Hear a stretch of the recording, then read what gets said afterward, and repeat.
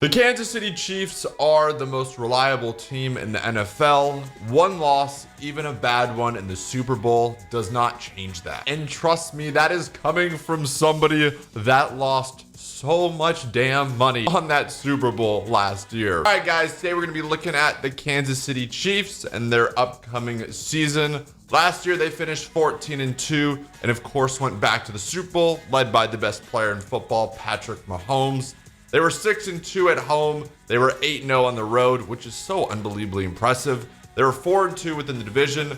Offensively, they ranked first, averaging 415.8 yards per game. And defensively, they were 16th, giving up 343.4 yards. There was tons of head coaching options open, and somehow no one picked up Eric Bieniemy, so he is going to retain as the offensive coordinator, which I'm sure every Chiefs fan is thrilled about. One of the smartest and most intelligent offensive minds in the game. Heading into free agency and the draft, all eyes were on the Chiefs' biggest weakness that was exposed versus the Buccaneers, their offensive line. They selected Nick Bolton, a linebacker out of Missouri, in the second round with the 58th overall pick.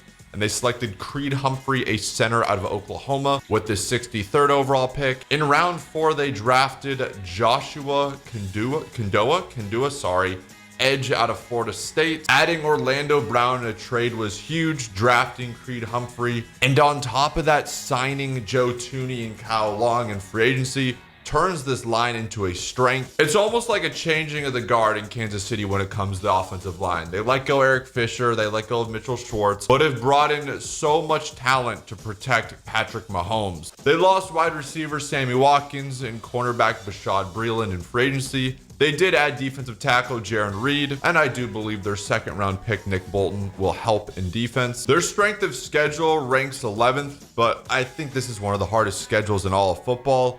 Just listen to some of these notable matchups. All right, so week 1, we have a rematch versus the Browns from last year's playoff thriller.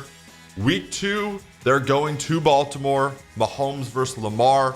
What more could you ask for? We all remember what happened last year. Week 5, they play Buffalo, an AFC Championship rematch from last year. Week 7, they get the Titans. Yet another AFC Championship, this time from 2 years ago. And then week 9 versus the Packers, Rodgers versus Mahomes. Maybe a sneak peek of what the Super Bowl will look like. And I didn't even include games against the Cowboys or the Steelers. Like, this schedule is crazy difficult. All right, as we move on to key players, I don't even feel like I really need to talk about the MVP, Patrick Mahomes, as we continue to witness his greatness. The Chiefs have Tyreek Hill, one of the fastest receivers ever, and future Hall of Fame tight end Travis Kelce. Running back Clyde Edwards-Helaire was a first-round draft pick last year and should be better this season. The defense is not great, but it hasn't been great for 3 seasons, and the Chiefs are somehow 44-10 in Mahomes starts, counting the postseason. If we were to highlight 2 players on defense, it would have to be star defensive lineman Chris Jones, who could easily make the case for being the second best player at his position behind, of course, the great Aaron Donald, and the Honey Badger, Mr. Tyrann Mathieu himself, one of the best safeties and the leader of that Chiefs defense. Now, here's my take, okay?